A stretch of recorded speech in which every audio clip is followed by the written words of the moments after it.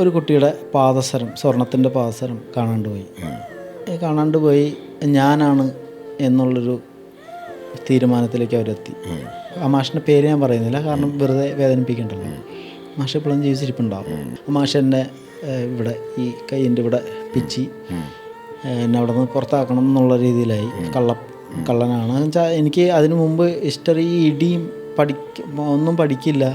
പിന്നെ കടലാസ് ചുരുട്ടി അങ്ങോട്ട് എറിയുക, ഉച്ചയ്ക്ക് മുമ്പ് തന്നെയുള്ള ഇൻ്റർവെല്ലിൽ പിള്ളേരെ ടിഫിൻ ബോക്സ് തുറന്ന് ഓംപ്ലേറ്റ്, തൈര് ഇതൊക്കെ എടുത്ത് കഴിക്കുക.